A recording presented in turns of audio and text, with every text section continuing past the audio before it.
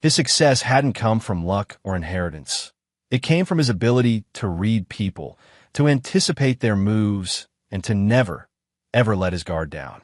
"Mr. Hoover?" His assistant's voice crackled through the intercom. "Your wife called. She wanted to remind you about dinner with the Richardsons tonight." Nelson's jaw tightened slightly. Terry Richard. The man had been circling his family like a vulture for months, ever since Nelson had helped him secure a lucrative consulting contract with a city planning department. Terry was everything Nelson despised: smooth-talking, entitled, and weak. Yet somehow, his wife Deborah had taken a liking to the man and his wife Sarah. "Tell her I'll be there," Nelson replied, his voice carrying the same controlled tone that had intimidated countless boardroom adversaries. The truth was, Nelson Hoover had learned early in life that trust was a luxury he couldn't afford. Growing up in the foster system after his parents died in a car accident when he was 8, he'd been shuffled between homes where kindness was rare and betrayal was common. His younger brother Ross had been the only constant in his life, the only person he'd ever truly trusted. When they aged out of the system, Nelson had sworn an oath to himself. He would build something unshakable, something that could never be taken away. And he had. Nelson's security firm specialized in corporate espionage, surveillance, and threat assessment. He'd built a network of contacts in law enforcement, private security, and even some less savory circles. His motto was simple: information was power, and power was protection. Deborah had been different when they met 15 years ago. She was working as a paralegal, ambitious and driven, with dreams of becoming a lawyer herself. Nelson had been drawn to her intelligence and determination. She seemed to understand the value of building something together, of creating the stable family life neither of them had experienced growing up. They'd married within 2 years, and Alyssa had come along 3 years later. For a while, it had been perfect. Deborah had supported his business ventures, even when they required long hours and frequent travel. She'd eventually given up her law school dreams to focus on raising Alyssa and managing their household, but she'd seemed content with the life they'd built. But lately, things had changed. Deborah had become distant, preoccupied. She'd started going out more frequently, book clubs, charity events, dinner parties. Always with good reasons, always with explanations that made perfect sense. But Nelson Hoover hadn't survived in his business by accepting explanations at face value. The dinner party at the Richardsons' house that evening was a study in suburban perfection. Terry Richard had done well for himself with his urban planning consultancy, though Nelson suspected the man's success had more to do with charm than competence. Their house was a showpiece, all modern fixtures and carefully curated art pieces that screamed of trying too hard. "Nelson," Terry approached with his trademark wide smile and firm handshake. "Glad you can make it. I was just telling the others about that security assessment you did for the Brennan Corporation. Brilliant work." Nelson nodded politely, his eyes scanning the room. Deborah was across the living room, laughing at something Sarah Richard had said. She looked radiant in her blue dress, her blonde hair catching the light from the chandelier. She'd taken extra care with her appearance tonight, he noticed. More than she had for him in months. "You know," Terry continued, moving closer and lowering his voice slightly, "I've been thinking we should collaborate more. Your security expertise and my urban planning background. We could corner the market on comprehensive municipal consulting." "I'll consider it," Nelson replied, though internally he was already cataloging the reasons why he'd never want to be in business with Terry Richard. The man was too eager, too willing to share information, too quick to trust. These were fatal flaws in Nelson's world. As the evening progressed, Nelson watched. It was what he did best: observe, analyze, and file away details for future use. He noticed how Deborah's eyes lingered on Terry just a fraction too long when he spoke. How she found excuses to move closer to him during conversations. How her laughter became more animated when he was around. Most telling of all was the moment when Terry's phone buzzed during dinner. Nelson saw his wife's hand move almost imperceptibly toward her purse, and sure enough, her phone screen lit up with a notification. The timing was too perfect to be coincidental. "Everything all right?" Nelson asked Terry casually. "Oh, just work," Terry replied quickly, sliding his phone back into his pocket. You know how it is? But Nelson did know how it was. He knew the signs of deception, the micro-expressions that betrayed lies, the nervous habits that emerged under pressure. Terry Richard was lying, and more importantly, his wife was part of whatever secret they were sharing. The drive home was quiet. Deborah stared out the passenger window, her phone face down in her lap, but close enough to feel any vibrations. Nelson let the silence stretch, a technique he'd learned years ago. Guilty people always felt compelled to fill the void. The Richardsons certainly know how to entertain, Deborah finally said, her voice carrying a forced lightness. Terry's an interesting character, Nelson replied neutrally. He's helped a lot of people in this community. That park renovation project, the new shopping district, he's really making a difference. Nelson almost smiled at how quickly she jumped to Terry's defense. It was confirmation of what he'd already begun to suspect, but hearing it from her own lips still sent a cold spike of fury through his chest. I'm sure he is, Nelson said. That night, lying in bed beside his wife of 12 years, Nelson Hoover began a plan. Not a business strategy or a security protocol, but something much more personal and infinitely more dangerous. If Deborah thought she could betray him, if she thought she could play him for a fool, she was about to learn why Nelson Hoover's enemies rarely made the same mistake twice. He'd built his empire on the principle that information was power.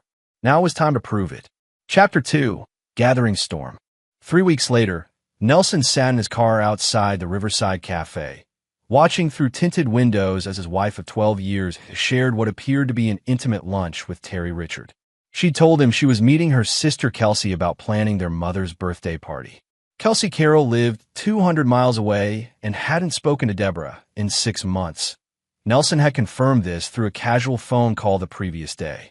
The surveillance equipment in his vehicle was state-of-the-art, the same technology his firm used for corporate investigations. Through the parabolic microphone aimed at their table, he could hear every word. Can't keep doing this, Deborah was saying, her hand covering Terry's across the small table. Nelson's getting suspicious. Last night, he asked me 3 different times about where I'd been Tuesday afternoon. Terry leaned closer. Maybe it's time we told him the truth. Sarah's been asking questions too. She found hotel receipts in my jacket pocket. Are you insane? Deborah's voice carried a sharp edge of panic. Nelson isn't like other men. Terry, you don't understand what he's capable of. I've seen him destroy people who crossed him in business. He's ruthless. He's just a security consultant, Deb.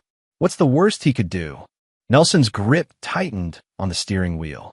If Terry Richard only knew the full scope of his capabilities, the man would already be running. Nelson's security firm was legitimate, but it existed in the gray areas where corporate interests intersected with less savory methods of problem solving. He had contacts in organized crime, corrupt officials, and mercenaries who specialized in making problems disappear. You don't know him like I do, Deborah continued. He's paranoid, controlling. He probably already knows about us. Then we need to be smarter. I've been thinking, what if we could get him out of the picture entirely? Nelson's blood turned to ice as he listened to Terry outline a plan that involved framing him for corporate espionage, using fabricated evidence to destroy his reputation and his business. The conversation continued for another 30 minutes, revealing the depth of their conspiracy and their plans to steal not just his wife, but his life's work. As they prepared to leave the cafe, Nelson saw Deborah hand Terry a manila envelope. Through his telephoto lens, he caught a glimpse of what appeared to be photographs and documents, likely sensitive materials from his home office that she'd been systematically copying. That evening, Nelson arrived home to find Deborah in the kitchen, preparing dinner with the same domestic routine they'd maintained for years. She kissed his cheek when he entered, her performance so flawless that for a moment he almost doubted what he'd witnessed. "How was your lunch with Kelsey?" he asked, testing her. "Oh, you know how she is. Full of drama about Mom's party. She wants to invite half the county." The lies flowed so easily from her lips that Nelson wondered how long she'd been deceiving him. Months? Years? Their 15-year-old daughter, Alyssa, bounded into the kitchen, her dark hair pulled back in a messy bun, backpack slung over her shoulder. She had Nelson's sharp eyes and stubborn determination, traits that had served her well in school and sports. "Dad, I made varsity soccer," she announced, throwing her arms around his waist. "That's fantastic, sweetheart," Nelson said, genuine pride cutting through the cold fury that had been building all day. Alyssa was innocent in all of this, and protecting her had just become his top priority. "Can we celebrate this weekend? Maybe go to that new restaurant downtown?" "Of course," Nelson replied, already calculating how to use the family outing to his advantage. He'd need to accelerate his timeline. The longer he waited, the more dangerous the situation became. After dinner, Nelson retreated to his home office and activated the secure communication system he used for his most sensitive business operations. His first call was to Stuart Dyer, a private investigator who specialized in matrimonial cases and had previously worked with several law enforcement agencies. "Stuart, I need a complete workup on Terry Richard. Urban planning consultant, lives on Maple Street. I want everything: finances, medical records, criminal background, associations, weaknesses." "How deep you want me to go, Nelson?" "Deep enough to bury him, if necessary." His second call was to Rudy Drew, a former military contractor who now ran a small security firm that handled Nelson's more delicate situations. "Rudy, I need surveillance on 2 targets. Round-the-clock coverage, full documentation. And I need it to be invisible. What's the timeline?" "Starting tomorrow." "This is personal, and it's priority 1. His third call was to his brother Ross, who worked as a federal prosecutor in the state capitol. Ross had always been the moral compass of the family, but Nelson knew his brother's loyalty ran deeper than his ethics. "Ross, I need a favor. Hypothetically, if someone were attempting to steal corporate secrets and frame an innocent party, what would be the best way to build an airtight case?" "Jesus, Nelson, what have you gotten yourself into?" "Nothing yet, but I want to be prepared." The next morning, Nelson implemented the first phase of his plan. He began leaving deliberately falsified documents in his home office, corporate intelligence reports with fictitious data, fake client communications, and manufactured evidence of illegal activities. If Deborah was copying his files for Terry's use, he'd give them exactly what they thought they wanted. Simultaneously, he started adjusting his business operations. Key files were moved to secure off-site locations. Critical employees were quietly briefed on potential security threats. Financial assets were shifted to accounts that Deborah couldn't access. But the most important change was personal. Nelson began studying his wife with the same methodical attention he'd once applied to hostile corporate takeovers. He cataloged her habits, her tells, her emotional triggers. He learned her weaknesses the way a general studies enemy terrain. Within a week, Stewart's investigation revealed that Terry Richard was deeper in debt than his lifestyle suggested. The man was leveraged to the hilt, with gambling debts to some very unpleasant people and a business that was hemorrhaging money despite its successful facade. "He's desperate," Stewart reported during their meeting in Nelson's office. "The kind of desperate that makes men do stupid things." There's also something else. Seems like this isn't his first time mixing business with pleasure. I found evidence of at least 2 other affairs with married clients' wives in his previous city. Nelson filed this information away carefully. Terry Richard wasn't just a threat to his marriage. He was a predator with a pattern. This made what Nelson was planning not just personal revenge, but a public service. As the second week of surveillance continued, the scope of the conspiracy became clear. Deborah and Terry were meeting almost daily, always in different locations, always with elaborate cover stories. They'd been planning this for months, possibly longer. The betrayal wasn't just emotional. It was strategic, calculated, and designed to destroy everything Nelson had built.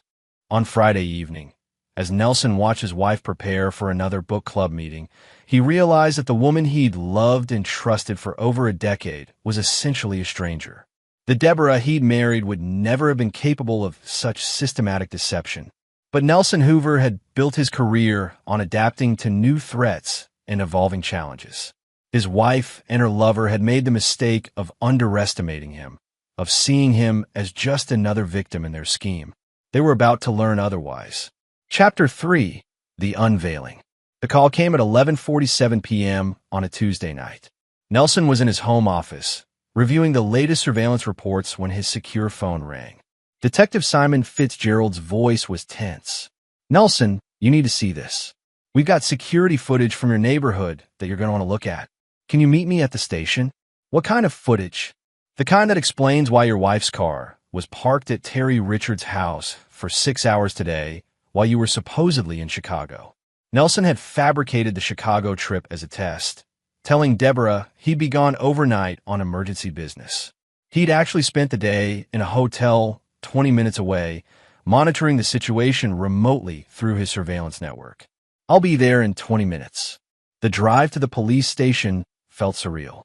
Nelson had been gathering evidence for weeks, but seeing it presented by law enforcement added a weight of official reality that made his chest tight with controlled rage. Detective Fitzgerald led him to a small viewing room where a large monitor displayed a grid of security camera angles.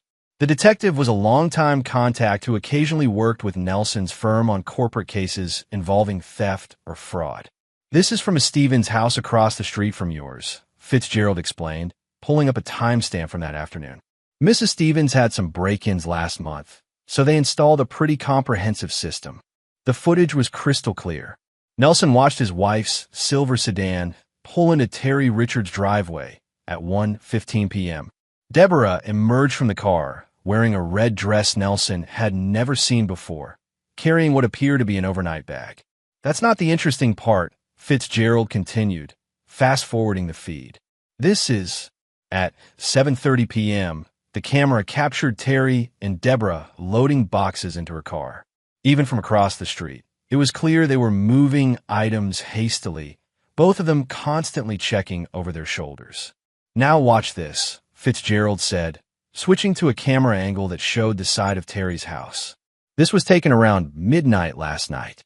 The new footage showed Terry burying something in his backyard, working by the light of a small flashlight. He was alone, but the activity was clearly secretive and urgent. "We ran the plates on 2 other vehicles that have been regular visitors to the Richard house," Fitzgerald continued. "One belongs to a known fence named Chris Proctor. The other is registered to an identity that doesn't exist. Fake license, fake registration." Nelson studied the detective's face. "What are you thinking?" "I'm thinking your wife and her boyfriend have gotten themselves involved in something bigger than an affair. Those boxes they were loading? My guess is stolen goods. And whatever Terry buried in his yard. That's not typical cheating husband behavior." The pieces clicked into place for Nelson. Terry's financial desperation, the secretive meetings, the systematic copying of documents from his office. They weren't just planning to frame him for corporate espionage. They were running some kind of theft operation, possibly using Terry's urban planning connections to identify valuable targets. "I need you to see something else," Nelson said, pulling out his phone. "But this conversation stays between us." He showed Fitzgerald selected excerpt from his surveillance footage, enough to demonstrate the scope of the conspiracy without revealing his own illegal surveillance methods. "Jesus Christ, Nelson, how long has this been going on?" "At least 3 months that I can prove. Possibly longer." Fitzgerald leaned back in his chair. "You know I can't act on illegally obtained evidence. But if you happen to discover some of this through legitimate means..." "I understand. There's something else." I pulled Terry Richards' background deeper than usual. He's got a sealed juvenile record and an arrest for fraud in California that was dismissed on a technicality. This guy's a career criminal who's gotten good at flying under the radar. Nelson felt the last piece of his plan click into place. "How long do I have before you have to take action on what you've shown me?" "Officially? I haven't shown you anything." "Unofficially? If evidence of criminal activity came to light through proper channels, I'd have to investigate immediately." "Understood." The drive home was when Nelson made his final decision. He'd been planning to expose Deborah and Terry, to destroy them financially and socially. But now he understood that they weren't just betraying him. They were criminals who had brought danger into his home, around his daughter. That changed everything. At 12:30 a.m., Nelson stood outside his own house, watching the windows for signs of movement. Deborah's car was in the driveway, but the master bedroom was dark. She was either asleep or pretending to be. He used his key quietly, disabling the alarm system with practiced efficiency. The house was silent as he moved through the familiar rooms, but something felt wrong. The air was too still, too tense. As he approached the staircase, he heard voices, hushed but urgent, coming from the bathroom down the hall. His wife's voice strained with fear, his mother's voice sobbing, and his brother Ross, who wasn't supposed to be here at all. Nelson moved silently up the stairs, his training taking over. The bathroom door was closed, but light spilled from underneath. As he got closer, he could make out the words. "Told you this would happen," his mother Maddie was saying through her tears. "I told you Nelson would find out."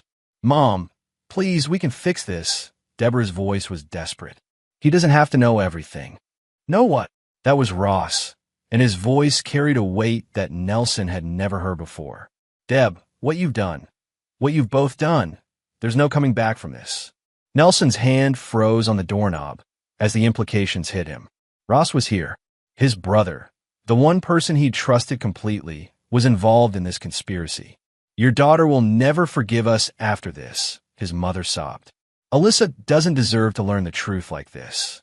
"You can't go in," came Ross's shaking voice as footsteps approached from inside the bathroom. "You don't want to see this." But Nelson had already heard enough. His brother's betrayal cut deeper than his wife's infidelity, deeper than any corporate espionage or theft scheme. Ross had been part of this from the beginning. With controlled fury that had been building for weeks, Nelson kicked down the bathroom door. The scene that greeted him was even worse than he'd imagined. Deborah was kneeling on the floor, frantically shredding documents and flushing them down the toilet. His mother sat on the edge of the bathtub, clutching a photo of Nelson and Ross as children, tears streaming down her face. And Ross stood frozen by the window, a gun in his trembling hand. But it was what was scattered across the bathroom counter that made Nelson's blood run cold. Photographs of Alyssa. Surveillance photos taken without her knowledge, detailed information about her daily routines, her school schedule, her friends. They hadn't just been planning to destroy him financially. They'd been preparing to use his own daughter as leverage. The room fell silent as everyone turned to stare at Nelson standing in the doorway. In that moment, looking at the three people he'd trusted most in the world, Nelson Hoover felt the last remaining piece of his humanity simply switch off. "Well," he said, his voice carrying the same deadly calm that had preceded the destruction of every enemy he'd ever faced. "This is interesting." The war had begun. Chapter 4. Information Warfare. The silence in the bathroom stretched for nearly 30 seconds before Ross broke it, his voice barely above a whisper. "Nelson, I can explain." "No," Nelson interrupted, his tone carrying the same cold precision he used in hostile corporate negotiations. "You really can't." He stepped fully into the bathroom, his eyes cataloging every detail. The shredded documents floating in the toilet water, the surveillance photos of his daughter spread across the counter, his mother's tear-stained face, his wife's desperate expression, and most importantly, the service weapon in his brother's shaking hand. "Put the gun down, Ross." "I can't do that." "Why not?" "Because we both know what happens next if I do." Nelson almost smiled. His brother understood him better than the others realized. "What happens next is that you all sit down and explain to me exactly how long you've been planning to destroy my life and threaten my daughter." Deborah started to speak, but Nelson cut her off with a raised hand. "Not you. You've had months to explain." "Ross, start talking." His brother's federal prosecutor training was evident as he attempted to maintain control of the situation. "Nelson, you need to understand that this wasn't supposed to involve Alyssa. The photos, the surveillance, that was Terry's idea. We told him it was too far. Mom knew about the affair. I've been helping Deborah prepare for the divorce proceedings." Nelson's gaze shifted to his mother, who couldn't meet his eyes. "And you thought involving a federal prosecutor in marriage fraud was a good idea?" "I thought I could help negotiate a fair settlement," Ross continued. "I didn't know about Terry's criminal activities until last week." "But you knew about the industrial espionage." "What?" Ross's confusion seemed genuine. Nelson pulled out his phone and played a recorded conversation between Deborah and Terry discussing their plan to steal his client files and frame him for corporate crimes. As the recording played, he watched Ross's face cycle through shock, anger, and finally, understanding. "Jesus Christ," Ross whispered. "You told me this was just about getting out of an unhappy marriage." "It was," Deborah protested. "Terry said we needed insurance, something to make sure Nelson couldn't use his connections to destroy me in court. So you decided to steal classified corporate intelligence and frame your husband for federal crimes." Ross's prosecutor instincts were taking over. "Do you have any idea what you've done?" Nelson watched this exchange with growing satisfaction. The conspiracy was fracturing exactly as he'd hoped. "Keep going, Ross. What else don't you know about your co-conspirators?" Over the next hour, using a combination of recorded conversations, photographs, and financial records, Nelson systematically revealed the full scope of Terry's criminal enterprise. The affair had been a secondary objective. Terry's primary goal was using Deborah's access to steal corporate secrets and client information that could be sold to competitors. "He's been using Deborah to identify high-value targets," Nelson explained, showing them surveillance footage of Terry meeting with known corporate spies. "Her position as my wife gave her access to sensitive client information. The affair was just a way to ensure her cooperation." His mother finally spoke, her voice broken. "Deborah, is this true?" "I didn't know," Deborah insisted, but her voice lacked conviction. "Terry said he just needed to understand Nelson's business better." Nelson played another recording, this one of Deborah explicitly discussing the sale of client information to Terry's contacts. "This was recorded 3 days ago, Deborah. Stop lying." Ross lowered the gun slightly. "Nelson, I had no idea about any of this. You have to believe me." "What I believe," Nelson said, "is that you helped my wife plan to divorce me, hide assets, and destroy my reputation in court. Whether you knew about the rest is irrelevant. I'm your brother. My brother wouldn't have conspired against me behind my back for months." Nelson's phone buzzed with a text message. "Perfect timing. That's Detective Fitzgerald. He's requesting my immediate presence at the police station to identify stolen property recovered from Terry Richards' house." The blood drained from Deborah's face. "What stolen property?" "The boxes you helped him load into your car yesterday. The ones containing corporate documents, client files, and about $40,000 in bearer bonds that Terry stole from various sources." Nelson had orchestrated Terry's arrest through a carefully planned sequence of anonymous tips, planted evidence, and strategic information sharing with law enforcement. Terry was currently sitting in a holding cell, completely unaware that his arrest was part of a larger design. "Ross, as a federal prosecutor, you understand that harboring a fugitive and conspiracy to commit fraud are serious charges." "I'm not harboring anyone." "No, because Deborah is facing charges for conspiracy, theft of corporate secrets, and accessory to fraud. By helping her hide assets and plan false testimony, you've made yourself an accessory after the fact." Ross's legal training was warring with his family loyalty, exactly as Nelson had predicted. "What do you want?" "I want the truth. All of it. Every meeting, every plan, every conversation. And I want you to understand that your choice right now determines whether you're treated as a victim of manipulation or as a co-conspirator." Over the next 2 hours, sitting in that bathroom at nearly 3 a.m., Nelson extracted a complete confession from all 3 conspirators. The picture that emerged was even worse than he'd suspected. The affair had started 6 months ago, but the planning went back almost a year. Deborah had approached Ross first, claiming that Nelson was becoming emotionally abusive and controlling. She'd asked for advice about divorce proceedings and asset protection. Ross, driven by childhood memories of their foster care experiences and a protective instinct toward family, had agreed to help. He connected Deborah with discreet legal resources and helped her understand how to document potential abuse claims. Terry had entered the picture 3 months later, initially as a potential romantic interest for Deborah after her divorce.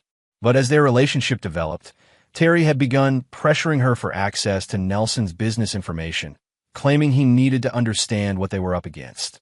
He said Nelson was dangerous, Deborah explained, her voice hollow with exhaustion.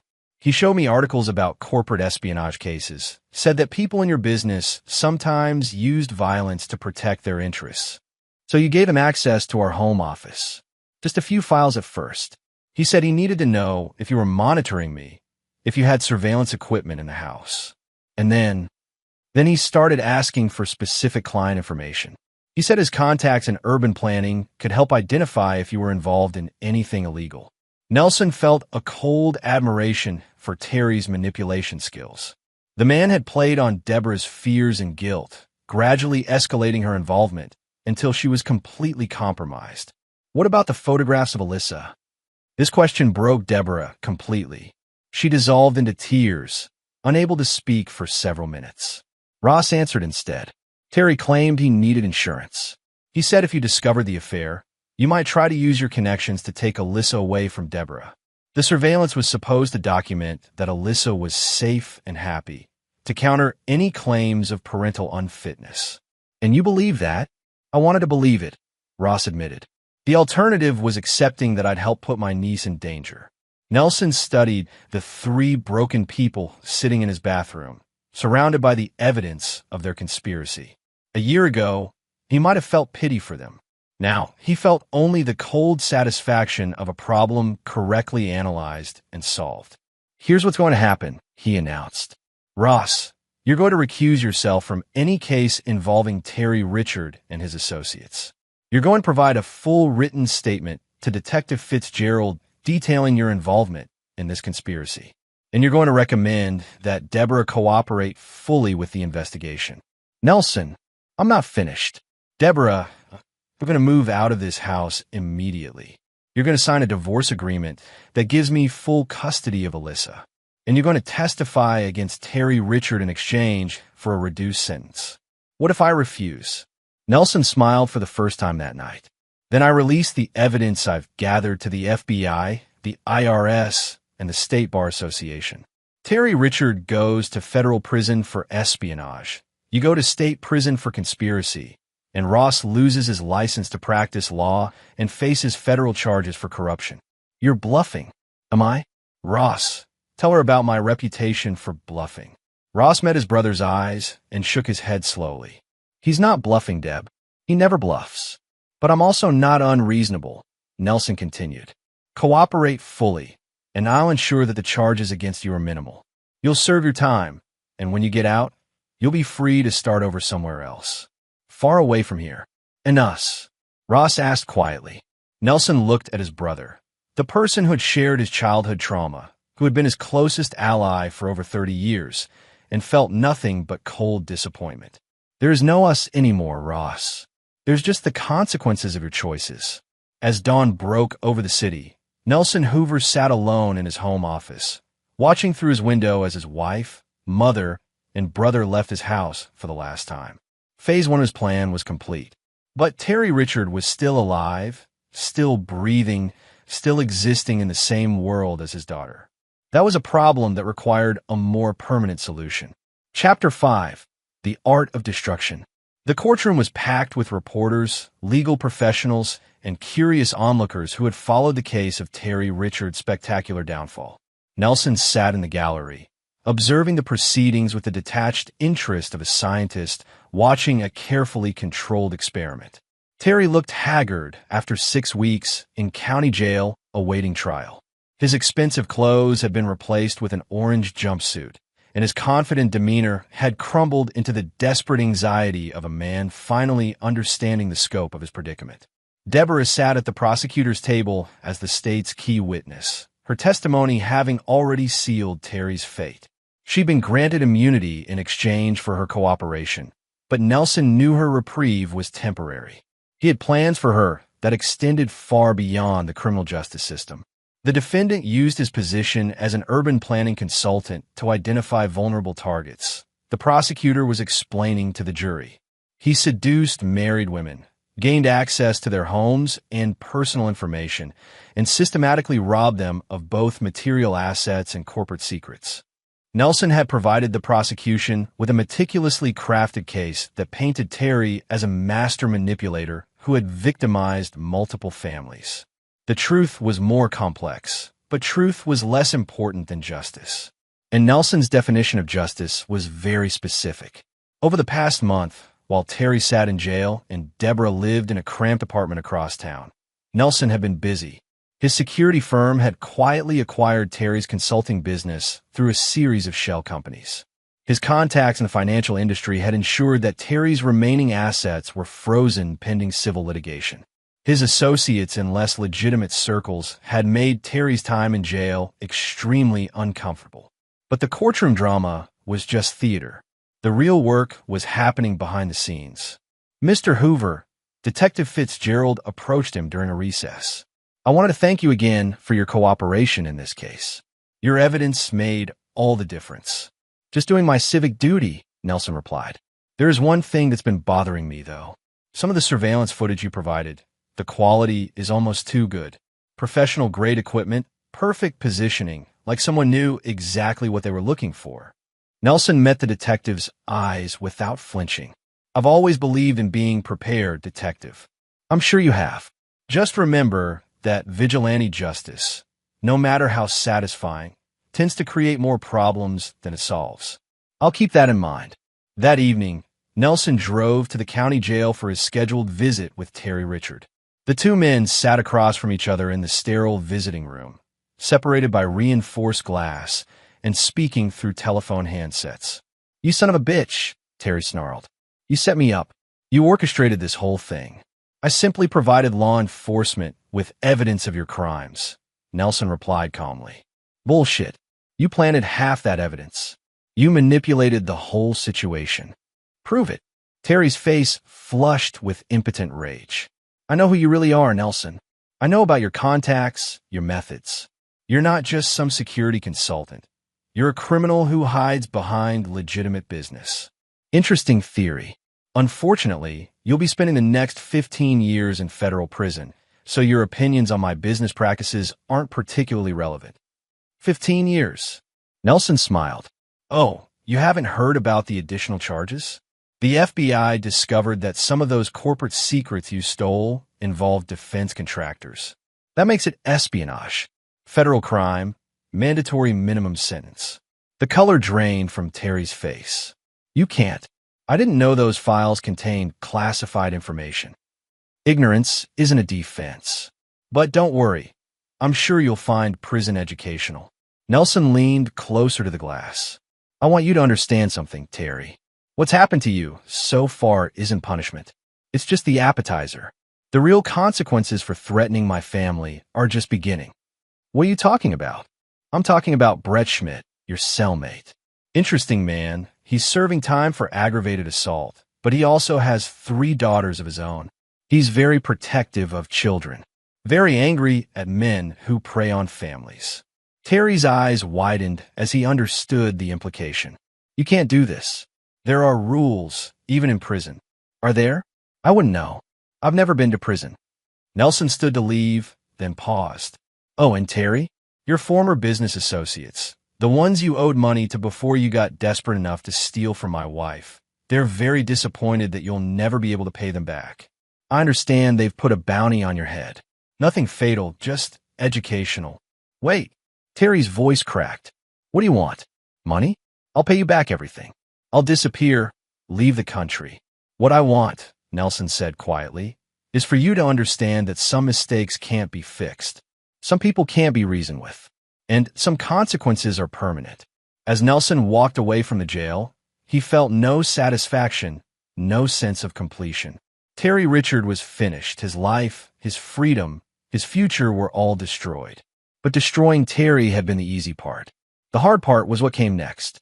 Deborah was waiting for him at the restaurant where they'd had their first date 15 years ago. She looked older, worn down by the stress of the past few months. Her hand shook slightly as she lifted her coffee cup. Thank you for meeting me, she said. You said it was about Alyssa. It is. I want to see her. No. Nelson, please. I know I've lost the right to be her mother, but I love her. I need her to know that none of this was her fault. You're right about one thing. You've lost the right to be her mother. Deborah's eyes filled with tears. I know you hate me. I know I destroyed everything we built together. But she's innocent in all this. Yes, she is. which is why she doesn't need to be reminded of your existence. I'm still her mother. No, Nelson said, his voice carrying absolute finality. You're the woman who put my daughter in danger, who photographed her without her knowledge, who conspired with a criminal to destroy her father. You're not her mother anymore. The court gave me visitation rights. Nelson pulled a thick envelope from his jacket and placed it on the table. Those rights have been terminated. The family court reviewed additional evidence about your involvement in Terry's criminal activities.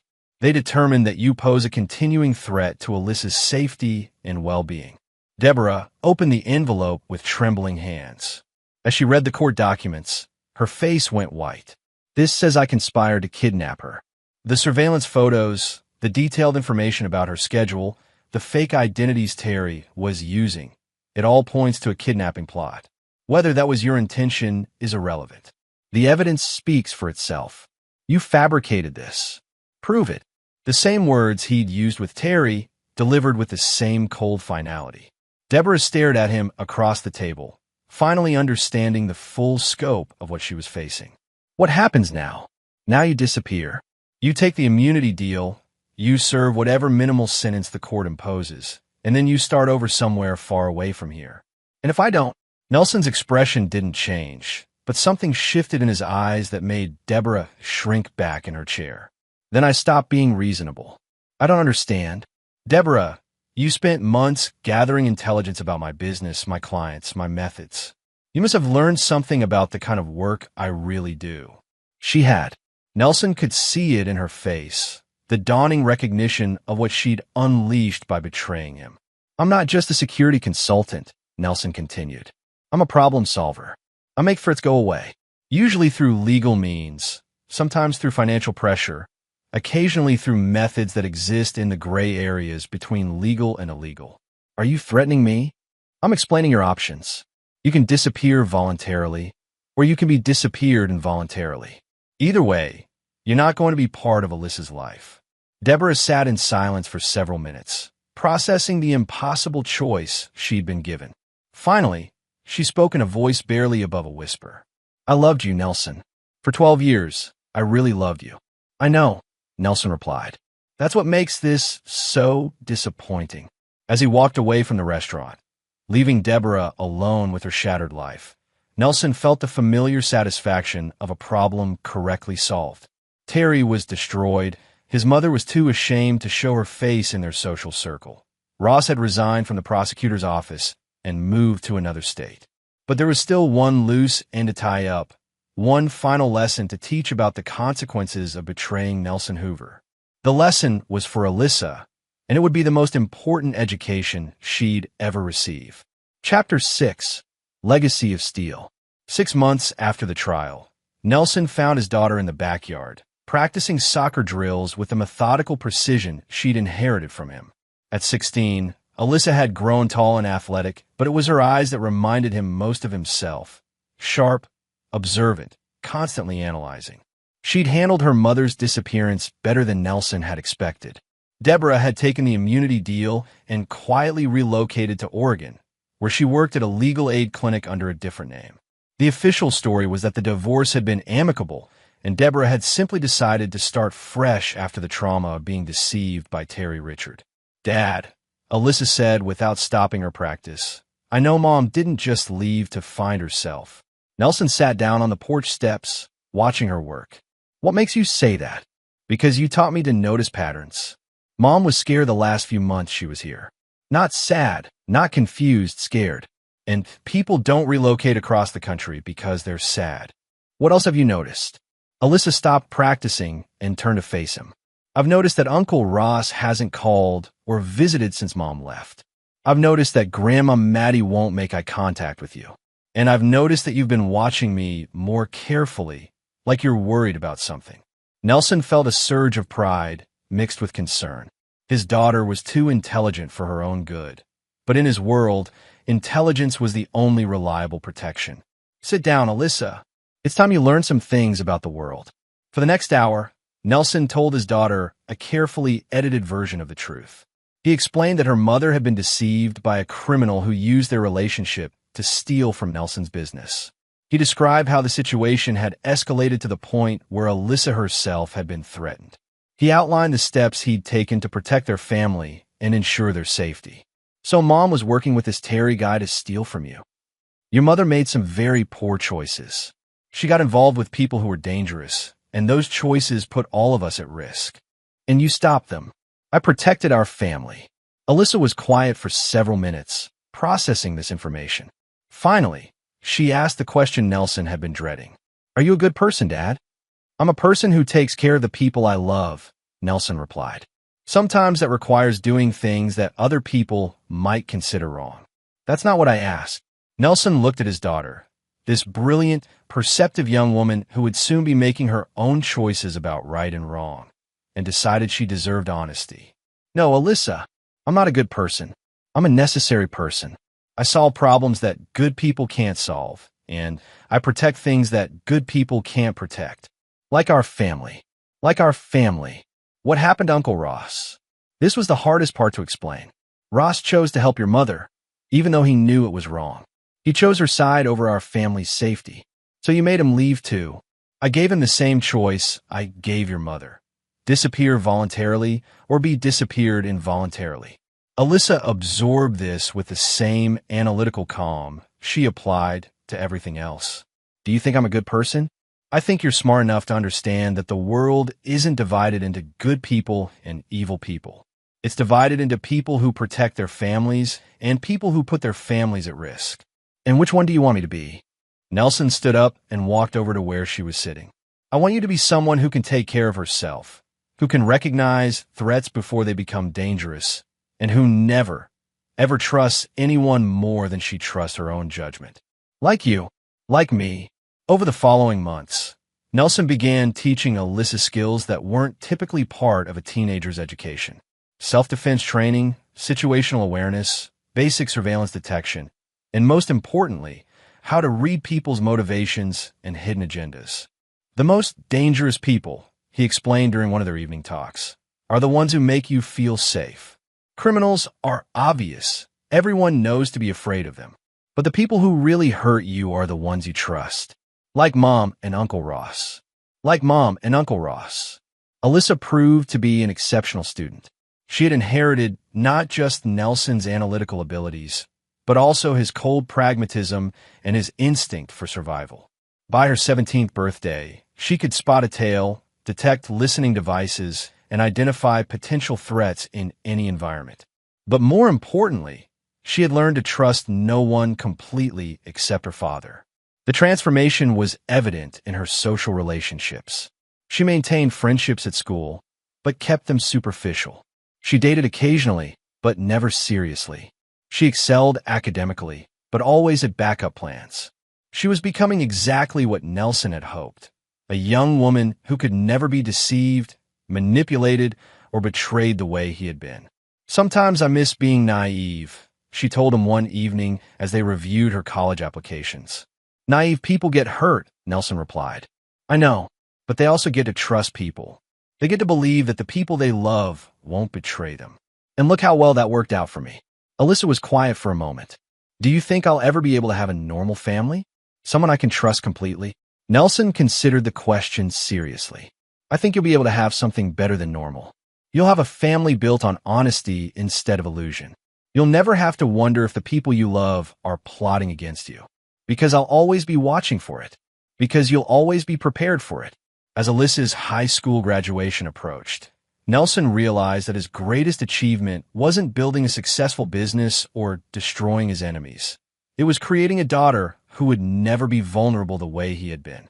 She would never trust blindly, never love naively, never assume that family loyalty was unconditional. She would be alone in many ways, but she would be safe.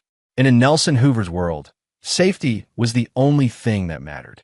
Dad, Alyssa said one evening as they went over her college plans, I've been thinking about what I want to study. And I want to learn everything you know. Business, security, investigation, all of it. I want to be able to do what you do. Nelson felt a mixture of pride and sadness at her words. It's not an easy life, Alyssa. Easy lives are for people who don't have enemies. And you think you'll have enemies? She smiled, And for a moment, Nelson saw himself reflected in her expression. The same cold calculation, the same ruthless pragmatism. I think everyone has enemies, Dad. Most people just don't realize it until it's too late.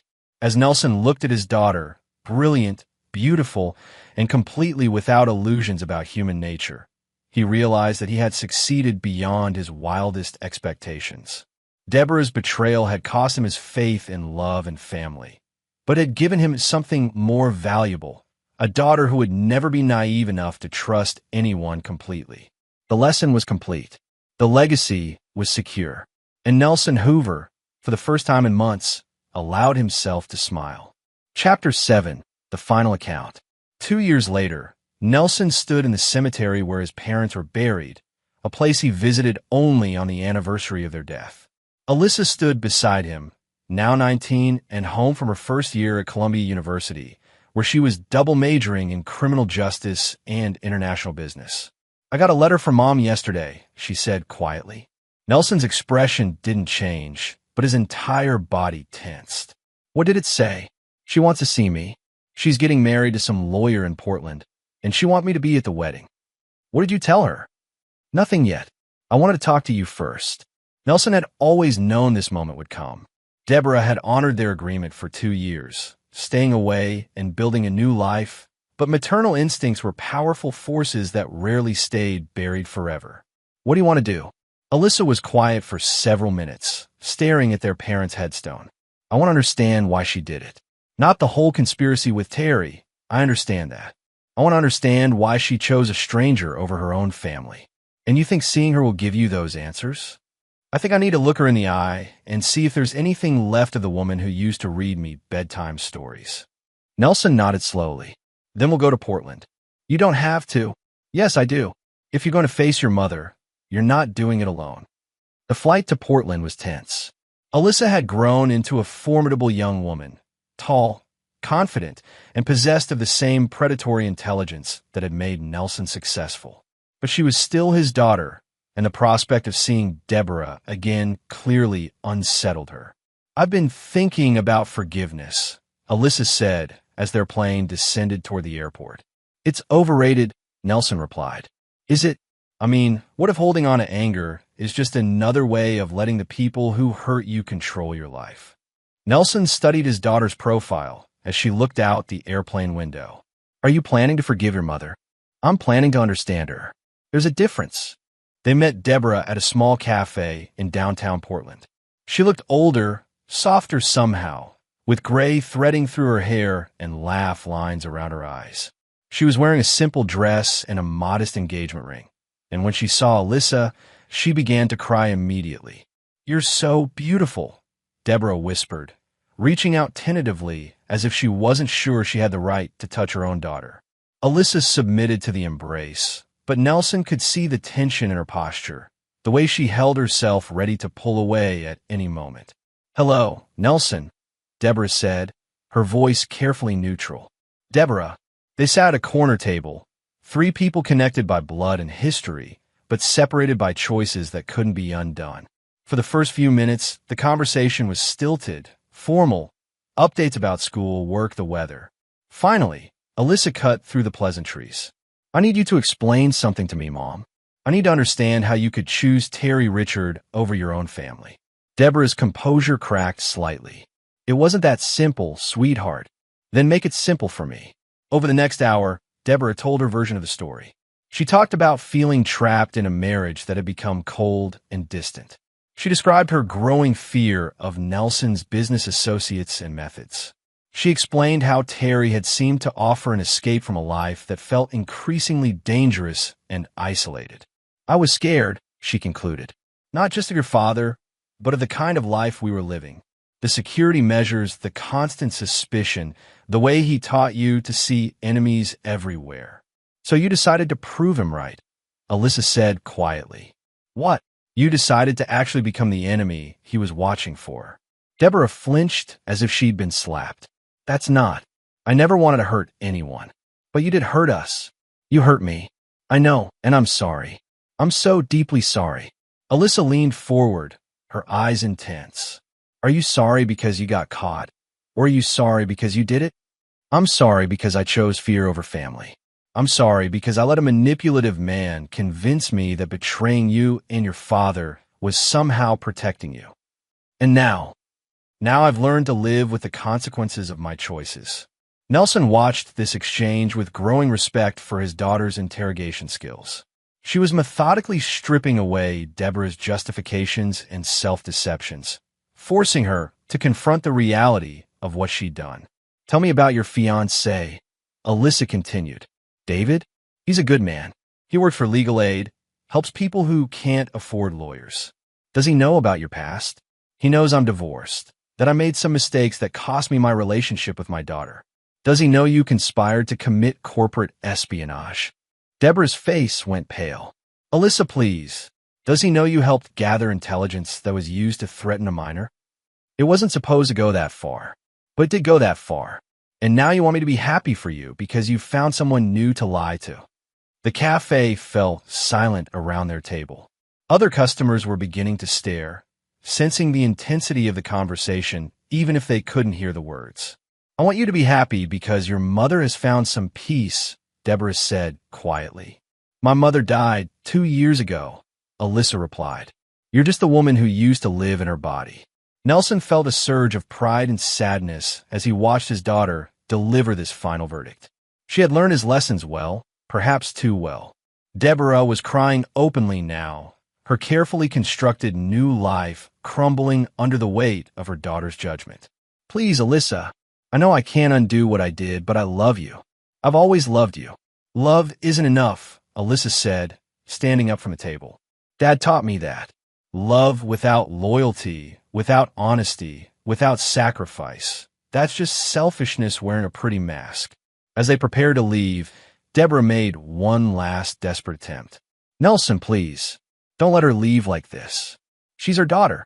Nelson looked at the woman who had once been his wife, the mother of his child, the person he'd trusted more than anyone in the world. She's my daughter, he corrected. You gave up the right to call her yours when you chose Terry Richard over her safety. I made a mistake. No, Nelson said, his voice carrying the same finality it had held in their bathroom 2 years ago. You made a choice, and choices have consequences. On the flight back to New York, Alyssa was unusually quiet. Finally, as they reached cruising altitude, she spoke. I thought seeing her would give me closure. And did it. It gave me something better. It gave me certainty. About what? About who I want to be. About the kind of person I never want to become. Nelson nodded, understanding exactly what she meant. Any regrets? Only one, Alyssa said. I regret that it took me so long to understand that some betrayals are unforgivable. That's a hard lesson. All the important lessons are hard. As their plane carried them home, Nelson reflected on the journey that had brought them to this point. Deborah's betrayal had destroyed his faith in love and family, but had also created something stronger, a bond with his daughter built on shared understanding rather than naive trust. They would never be a normal family. Alyssa would never have the innocent relationships that other young women her age took for granted. But she would also never be vulnerable to the kind of betrayal that had nearly destroyed them both. In the end, that was enough. It had to be enough. Because in Nelson Hoover's world, survival was more important than happiness, and strength was more valuable than love. And as he looked at his daughter, brilliant, beautiful, and absolutely ruthless, he knew that whatever challenges lay ahead, she would be ready for them. The student had surpassed the teacher. The legacy was complete.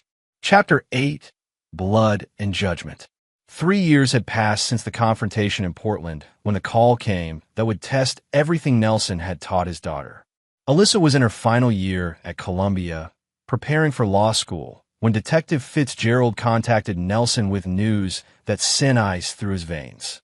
Terry Richard was found dead in his cell this morning, Fitzgerald reported. Apparent suicide, but there are some irregularities that have the warden asking questions. Nelson kept his voice neutral.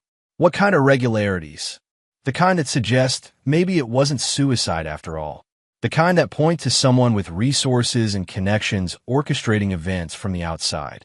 Are you suggesting I had something to do with this? I'm suggesting that Terry Richard had a lot of enemies, and some of them might have decided that 15 years in federal prison wasn't justice enough. Nelson understood the subtext. Fitzgerald was giving him a warning, not an accusation. I appreciate the heads-up, detective. Nelson, I've known you for 8 years. I've seen you solve problems that other people couldn't handle. But if you've crossed the line from problem solving to problem elimination, you need to be very careful. There are people paying attention now. That evening, Nelson sat in his home office, staring at the secure phone that connected him to networks he'd hoped never to use again. Terry Richards' death hadn't been his doing directly, but he'd certainly set the wheels in motion by ensuring that certain information reached certain people in the federal prison system. The door opened, and Alyssa entered without knocking, a privilege she'd earned through years of proving her trustworthiness. I saw the news about Terry, she said, settling into the chair across from his desk. And I want to know if you killed him. Nelson met his daughter's eyes without flinching. Would it matter if I did? It would matter to me. Why? Alyssa was quiet for a moment, considering her words. Because I need to understand where the line is. I need to know how far you're willing to go to protect our family. How far do you think I should be willing to go? As far as necessary. Nelson felt the chill at the matter-of-fact way she delivered this statement. Even if that includes murder? Even if that includes whatever it takes to keep the people I love safe. They sat in silence for several minutes, two people bound by blood and shared understanding, contemplating the moral territory they were mapping together. I didn't kill Terry Richard, Nelson finally said. But I made sure that the people who did kill him understood that his death would be appreciated. That's not the same thing as murder. Legally, it absolutely is the same thing. I could be charged as an accessory to homicide. But morally, Nelson studied his daughter's face, seeing his own ruthless pragmatism reflected in her features. Morally, Terry Richard stopped being a person when he threatened my family. Everything that happened to him after that was just consequences. I understand. Do you? Because once you cross certain lines, Alyssa, you can never go back. Once you accept that some people deserve to die, you change into something that most of society would consider monstrous. And you think I'm not ready for that. I think you're 22 years old, and you shouldn't have to make these choices yet. Alyssa leaned forward, her expression intense. But I am making these choices, Dad. Every day. Every time I decide who to trust, who to help, who to protect. The only difference between us is that you've had to deal with the consequences of those choices, and I haven't. Yet, the truth of her words hit Nelson like a physical blow. His daughter wasn't an innocent being corrupted by his influence. She was a natural predator who had inherited his instincts and refined them through his teaching. The realization was both terrifying and incredibly proud. There's something else, Alyssa continued. Something I need to tell you. What?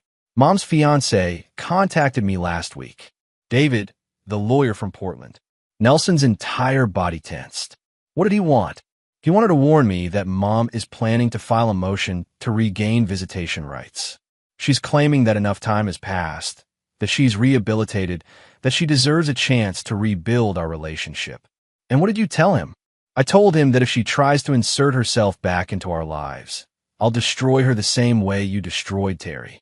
Nelson stared at his daughter, seeing not the child he'd raised, but the woman she'd become, cold, calculating, and absolutely lethal when threatened. Alyssa, you can't. Can't what? Can't protect myself? Can't defend the family I chose to keep? Can't apply the lessons you taught me? You can't threaten your mother. Why not? Because she gave birth to me? Because we share DNA? You taught me that blood doesn't guarantee loyalty. You proved it when you cut off Uncle Ross and Grandma Maddie. Nelson realized he was seeing the final evolution of his daughter's education. She had learned his lessons so thoroughly that she was now prepared to apply them to anyone, including the woman who had given her life. What exactly did you tell David? I told him that Mom made her choice when she betrayed our family. I told him that she gave up the right to be part of my life when she chose a criminal over her own daughter. And I told him that if she pushes this issue, I'll make sure that her new husband learns exactly what kind of woman he's planning to marry. You're talking about destroying an innocent man's life to get to her. I'm talking about protecting myself from a woman who has already proven she can't be trusted. David seems like a nice man, but nice men deserve to know the truth about the women they're marrying. Nelson felt a moment of vertigo as he realized that his daughter had not only learned his methods, but had surpassed them. Where he had been content to exile Deborah and move on, Alyssa was prepared to wage total war against anyone who threatened the life they'd built. What if David told her what you said? He did. She called me yesterday, and she was crying, begging me to reconsider, promising that she's changed, that she would never hurt us again. What did you tell her? Alyssa's smile was cold and absolutely ruthless. I told her that promises from her are worthless. I told her that she had one chance to be part of my life, and she threw it away when she chose Terry Richard over her family. And I told her that if she files any legal motions, if she tries to force her way back into our lives, I'll systematically destroy everything she's built in Portland. Ow! The same way you would, Dad. Information warfare. I'll expose her criminal history to David's law firm, to their social circle, to the legal aid organization where she works. I'll make sure that everyone in her new life knows exactly what she did to her first family. Nelson sat back in his chair, simultaneously horrified and impressed by his daughter's tactical thinking. And if that's not enough, then I'll get creative. I'll find David's ex-wife, his children from his first marriage, his extended family. I'll make sure they understand that he's marrying a woman who conspired to have her own daughter kidnapped. Alyssa, that's exactly what you would do if someone threatened our family. The only difference is that you'd use intermediaries. I'm prepared to do it myself. Nelson looked at his daughter and saw the culmination of everything he'd created.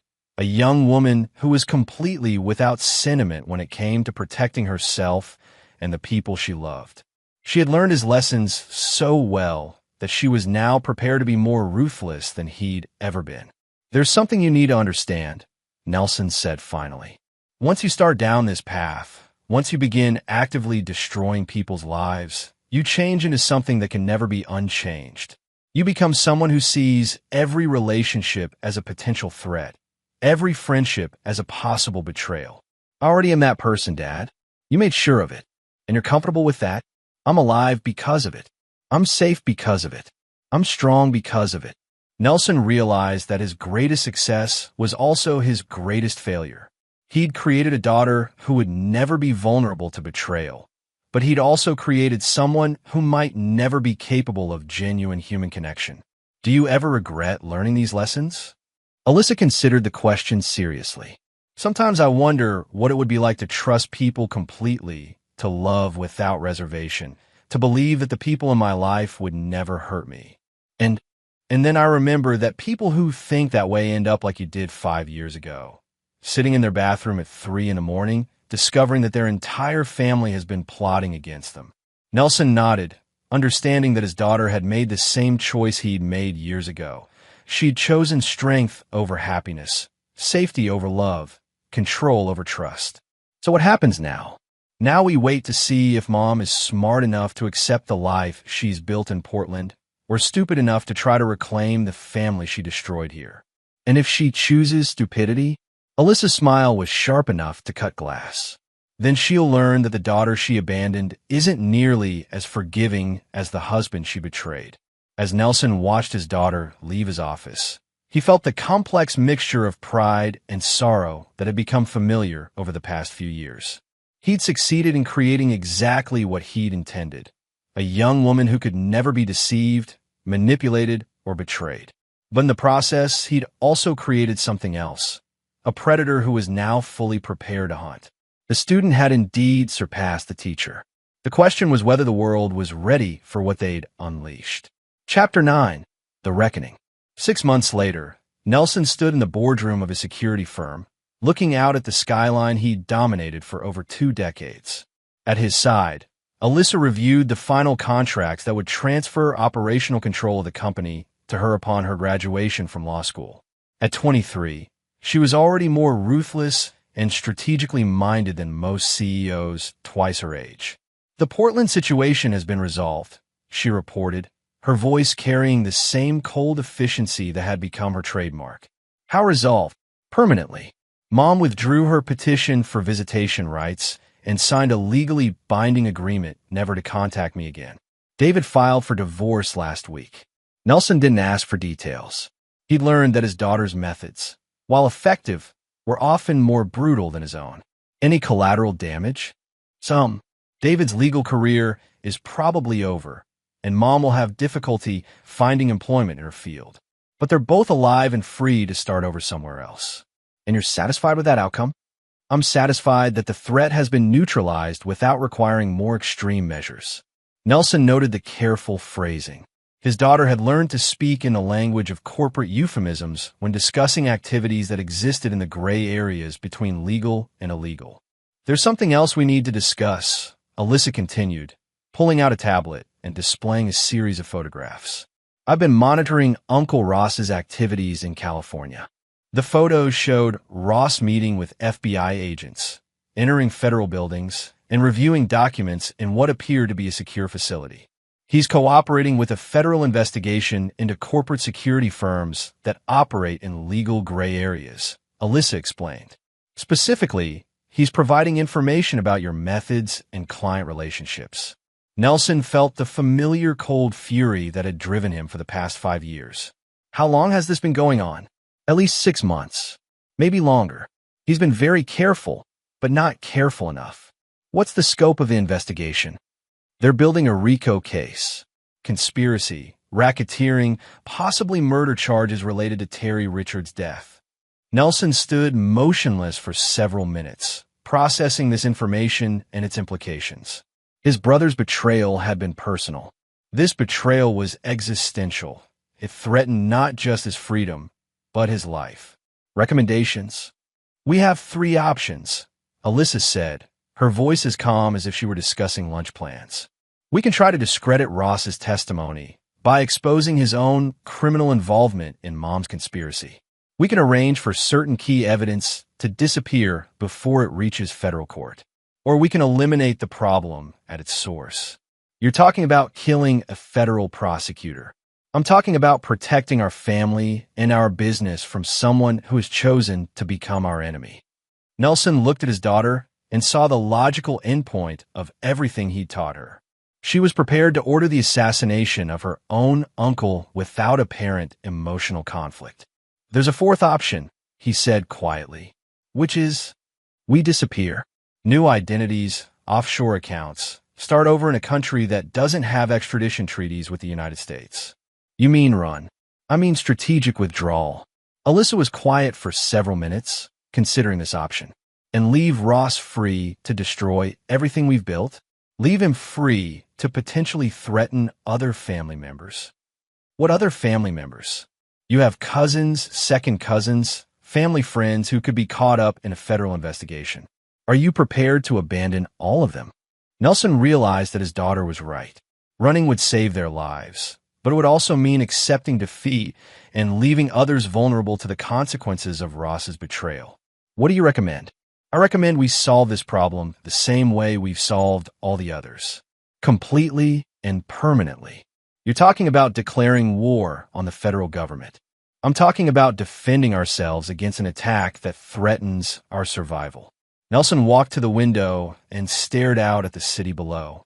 Somewhere in those streets were federal agents building a case against him. Somewhere in California was his brother, systematically destroying the family he'd once sworn to protect. If we do this, he said finally, there's no going back. We become the kind of people who kill federal agents and murder family members. We already are those people, Dad. We just haven't had to prove it yet. And you're prepared for that? I'm prepared for whatever it takes to protect the life we've built. Nelson turned back to his daughter, seeing in her face the same cold determination that had driven him through every crisis of his adult life. But where his ruthlessness had been forged by betrayal and hardship, hers had been carefully cultivated from childhood. All right, he said. Plan it. Over the next month, Alyssa orchestrated a campaign that was surgical in its precision and devastating in its scope. Ross's federal handlers found their own backgrounds subjected to intensive investigation, their personal lives exposed to public scrutiny, their careers systematically undermined. The federal investigation stalled as key witnesses recanted their testimony. Crucial evidence disappeared from secure facilities, and the lead prosecutors found themselves facing ethics violations that would end their careers. But the masterpiece of Alyssa's plan was the final confrontation with Ross himself. "Hello, Uncle Ross," Alyssa said, settling into the chair across from him in the federal safe house where he'd been hiding for the past 2 weeks. Ross looked haggard, his confidence shattered by the systematic destruction of everyone around him. "How did you find me?" "The same way Dad found Mom and Terry 5 years ago, by being smarter, more connected, and more ruthless than the people try to hide from us." "Alyssa, you have to understand, I was trying to protect you from him. Your father is dangerous. My father is the man who taught me that family loyalty is the only thing that matters in this world. You're the man who taught me that even family can't be trusted. I never wanted to hurt you, but you did hurt me. You hurt our entire family by choosing to side with federal agents over your own blood." Ross leaned forward desperately. "It's not too late. You can still walk away from this life. You can still choose to be something other than what he's made you." Alyssa smiled, and Ross felt his blood turn to ice at the expression. "You still don't understand, do you? I'm not Dad's victim. I'm his masterpiece. What do you want? I want you to understand the choice you're facing. You can disappear, new identity, new life, far away from here. Or you can continue cooperating with the federal investigation and face the consequences." "What consequences?" Alyssa placed a manila envelope on the table between them. Ross opened it with trembling hands, revealing photographs of his new apartment, his new girlfriend, his new colleagues at the legal aid clinic where he'd been working. "The consequences of learning that there's nowhere you can hide, nowhere you can run, where my father's reach can't find you. You're threatening to kill me. I'm explaining your options. You betrayed our family once because you thought you were protecting us. If you betray us again, there won't be anyone left to protect." Ross stared at the photographs, understanding that his niece had become something far more dangerous than her father had ever been. Where Nelson was ruthless, Alyssa was methodical. Where Nelson was brutal, Alyssa was surgical. "If I disappear, what happens to the federal case? Without your testimony, it collapses. The other witnesses have already been neutralized. And if I refuse, then I'll demonstrate that the lessons Dad taught me weren't just theoretical." Ross looked into his niece's eyes and saw nothing human looking back at him. She had become a creature of pure calculation, devoid of sentiment or mercy. "I'll disappear," he whispered. "Good choice." 6 months later, Nelson and Alyssa stood together on the roof of their building, watching the sun set over a city they had successfully defended against every threat. "Any regrets?" Nelson asked. "Only one," Alyssa replied. "I regret that it took us so long to understand that mercy is just weakness wearing a noble mask." And Ross chose his fate when he chose strangers over family. Just like Mom. Just like everyone else who thought they could betray us without consequences. Nelson looked at his daughter and felt the complex mixture of pride and horror that had become familiar. He'd succeeded in creating exactly what he'd intended. A young woman who could never be defeated, never be betrayed, never be destroyed. But he'd also created something that might be incapable of love, trust, or genuine human connection. "Do you think we're monsters?" he asked. "I think we're survivors," Alyssa replied.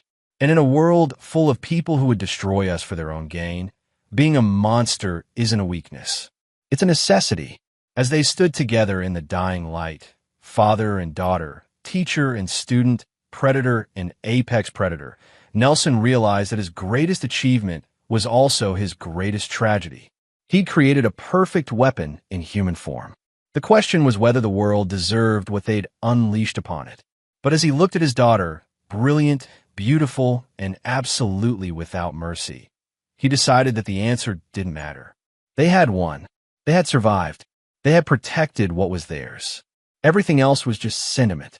And sentiment, as his daughter had learned so well, was a luxury they could never afford. The game was over, and Nelson Hoover never lost. And there you have it. Another story comes to an end. What did you think? I'd love to hear your thoughts in the comments below. If you enjoy this story, consider joining our community by subscribing. It means the world to us. For more stories like this one, Check out the recommended videos on screen, and I'll see you there.